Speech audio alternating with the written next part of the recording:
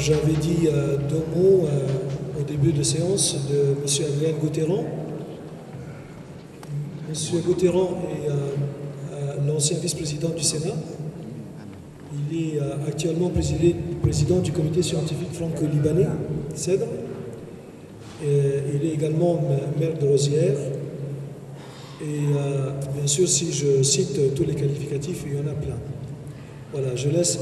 il y a quand même quelque chose d'important. Je disais tout à l'heure au début de séance, M. Gauthieron a travaillé pendant plus de 6 mois sur le rapport qu'il a présenté à M. François Fillon, un rapport sur la situation des chrétiens au Moyen-Orient, et je pense qu'il va vous en parler.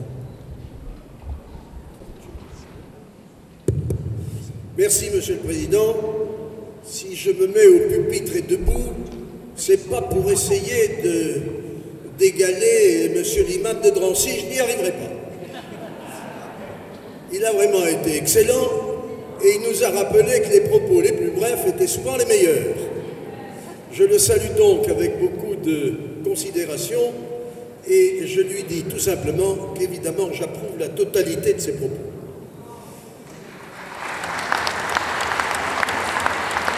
Je voudrais dire maintenant,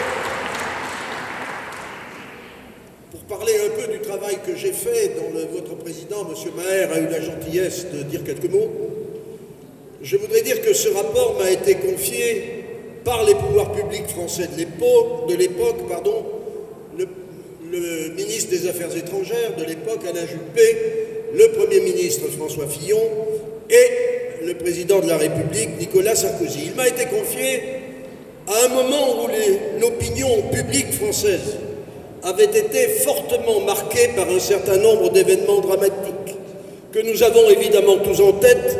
Ils ont parfois été évoqués au cours des propos qui ont été tenus par certains des orateurs. Je pense évidemment aux attentats d'Alexandrie, je pense à Maspero, je pense bien entendu à Notre-Dame-du-Salut en Irak. J'ai eu l'occasion d'aller dans les pays dont j'avais à traiter et je dois dire que ma visite à Notre-Dame-du-Salut à Bagdad est un moment pour moi et pour ma collaboratrice Anne-Cécile qui est là, totalement inoubliable. On ne peut pas oublier cette église maculée de sang. On ne peut pas oublier la photo des victimes. On ne peut pas oublier la photo de ces prêtres, de ces femmes, de ces enfants et même de ces bébés. Cette monstruosité, quand on l'a constatée, on ne l'oublie pas. L'opinion publique française avait été fortement frappée par ces événements. Et notre presse, qu'elle soit de droite, de gauche, du centre, en avait rendu compte assez largement. C'est dans ce contexte que le rapport m'a été confié, et je crois utile pour éclairer les décisions, non pas pour faire de la politique, pas du tout, mais pour éclairer le sens du travail qui m'avait été confié, de citer quelques phrases. Celle d'Alain Juppé. La vigilance absolue, dit-il, qui doit être la nôtre sur le respect des droits de l'homme, en particulier de ceux des minorités. Voilà pour Alain Juppé. François Fillon.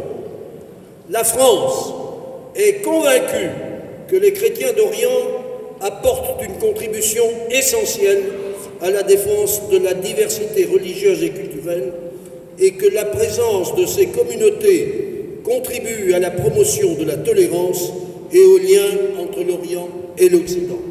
Et je termine par la citation du président de la République de l'époque. C'était le 25 janvier dernier, c'était à l'occasion des vœux aux autorités religieuses. Les chrétiens font partie de l'histoire de l'Orient. Il ne peut être question de les arracher à cette terre. Les printemps arabes tiendront leurs promesses si les minorités sont respectées. Personne n'a rien à dire à ces propos, je crois.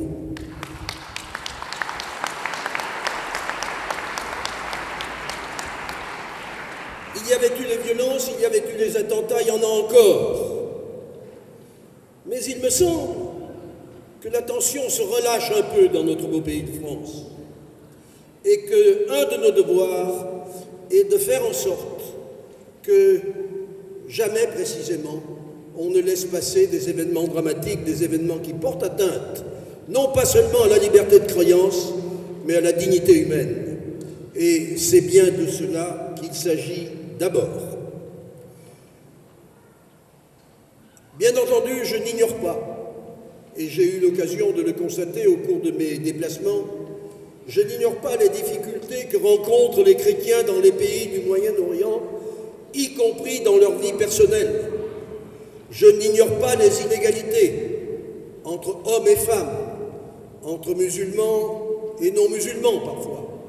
Je n'ignore pas les problèmes posés par le statut de la personne.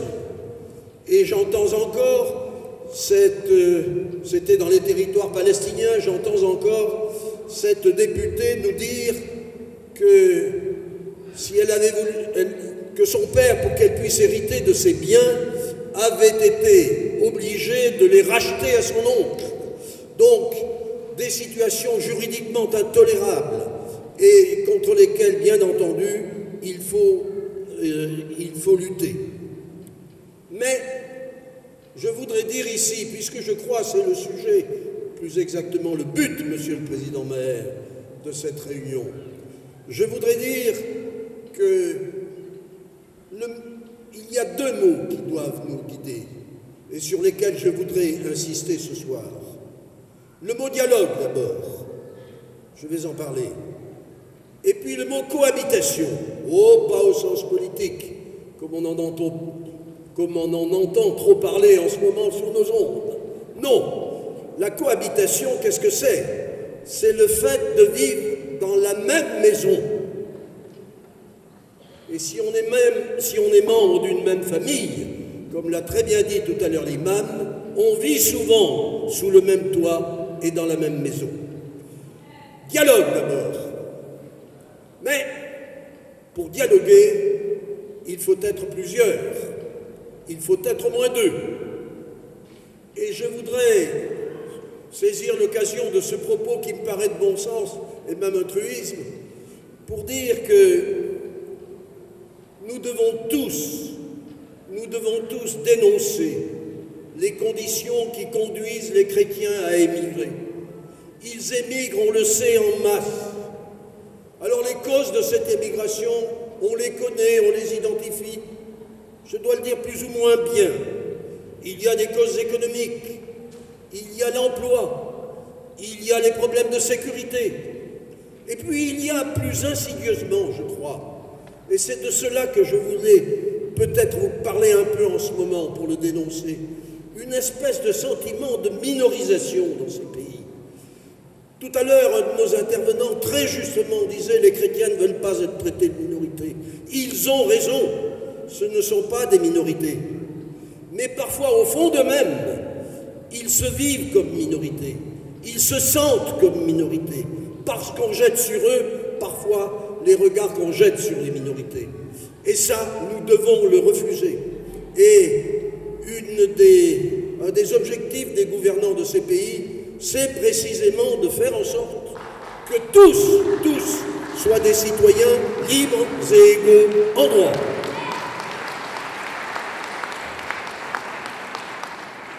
Or, que sentons-nous?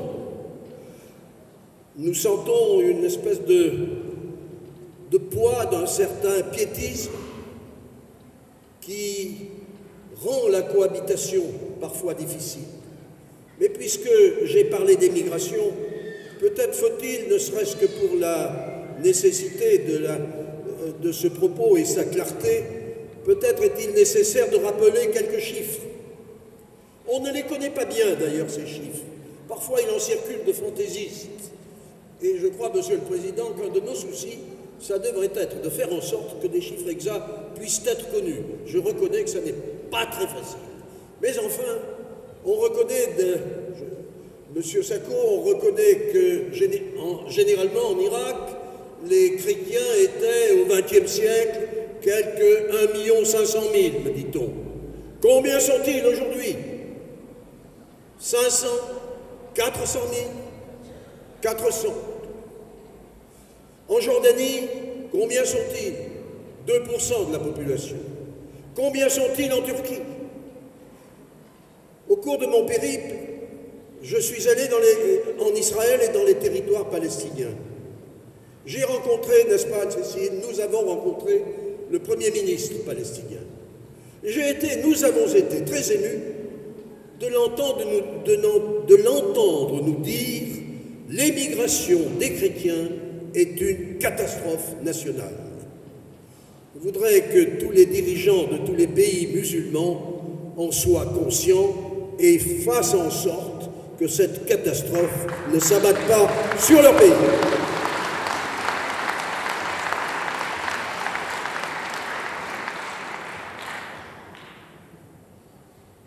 Il y a eu les printemps arabes.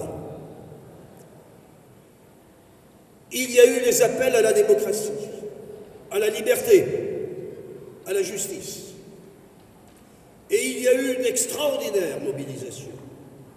Et je crois qu'il faut que nous saluions sans réticence, sans réserve, ceux qui ont eu le courage de se mobiliser contre les dictatures et de faire bouger la situation, de faire ainsi évoluer de manière irréversible, je veux l'espérer, leur pays. Mais on ne peut pas nier non plus qu'en face de ces mouvements extrêmement puissants, de ces mouvements de fond auxquels ont participé, on le sait, beaucoup de jeunes,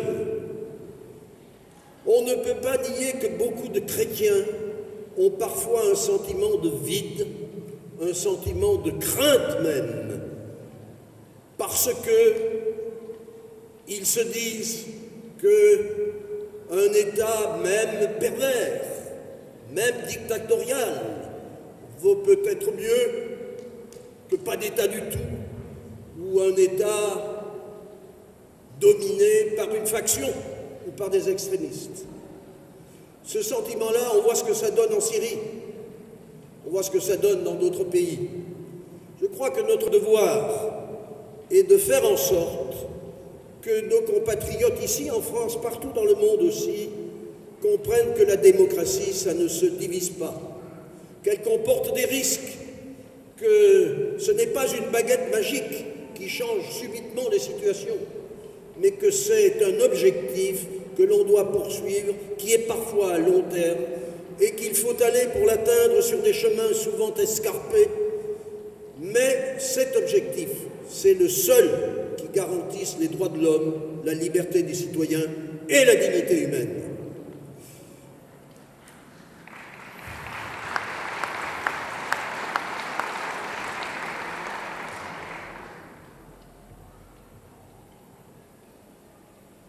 Le dialogue.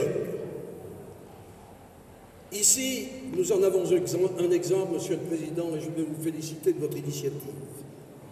Je voudrais simplement dire que ce dialogue, il faut que nous l'ayons non seulement sur le plan institutionnel, mais il faut que nous l'ayons dans nos relations individuelles, dans nos relations personnelles. Et je crois que je ne peux pas empiéter sur les terres de l'imam qui nous a fait tout à l'heure un prêche superbe. Non, mais je crois que le dialogue, le sens du dialogue, c'est d'abord en nous que nous devons le porter. Il faut que nous soyons les uns et les autres, malgré les difficultés, malgré les combats, malgré les craintes, que nous soyons les apôtres du dialogue. Et c'est comme cela, je le crois, que les situations évolueront. Je voudrais maintenant en venir à la cohabitation. La maison commune. Vivre ensemble dans une maison commune. J'ai compris enfin quel était le sens de l'initiative prise par Al-Azhar et quand a été mise en place ce qui a été appelé la maison de la famille. Il s'agit de la famille des croyants, de tous les croyants, de ceux qui ont confiance dans la liberté de l'homme et dont les principes et l'action sont guidés par la volonté de Dieu. Je pense que des initiatives comme Al-Azhar, il faut les faire connaître mieux qu'elles ne sont connues en France. Je lisais un peu la presse, je la lis assez régulièrement, mais je constate qu'on la cite sans souvent en donner le contenu. Cela nous a été très bien explicité, Monsieur le Président, tout à l'heure. Je crois que Al-Azhar joue dans ce dialogue un rôle absolument extraordinaire et qu'il faut remercier l'institution, cette institution que l'on respecte. J'ai lu quelque part sous la plume, je crois, d'un jésuite, un père jésuite, cette phrase qui m'a beaucoup frappé. Quand Al-Azhar parle, tout le monde écoute. Eh bien, je crois que c'est vrai, largement vrai. Il faut donc que les propos d'Al-Azhar soient diffusés. Cohabitation. Je pense, peut-être mon propos va-t-il surprendre, je pense que l'objectif, c'est de dépasser les États confessionnels par le concept même de nation. Le Christ dit dans l'Évangile, « Mon royaume n'est pas de ce monde ». Oui, mais les chrétiens, eux, ils sont de ce monde. Ils vivent sur une terre. Ils vivent sur une terre qu'ils ont à faire fructifier, dans laquelle ils veulent vivre libres. Et les musulmans aussi. Il faut donc que, entre les différentes religions, s'institue le respect. Et je crois que l'idée de nation est précisément faite pour cela. Une nation, c'est ce qui rassemble les citoyens. Et j'ai aimé, dans mes pérégrinations, j'ai aimé entendre les chrétiens dire, chrétiens de tous âges d'ailleurs, et de toutes conditions, dire « Nous sommes des citoyens. Nous sommes des citoyens. D'abord des citoyens irakiens, des citoyens jordaniens, des citoyens palestiniens. » L'idée de nation, elle est fondamentalement liée à l'idée de démocratie pour que le mot nation prenne tout son sens. Donc, je souhaite pour ma part que le sentiment national dépasse tous les clivages. J'ai entendu au Liban le vice-président du Conseil chiite, qui est en réalité la plus haute autorité chiite du pays, puisqu'il n'y a pas actuellement et depuis longtemps de président, dire « La religion est à Dieu, mais la patrie est à tous ». Eh bien oui, la patrie est à tous et elle doit dépasser tous les clivages. C'est ce que je vous souhaite, chers amis, et ce sera, si vous le voulez bien, mon message de ce soir.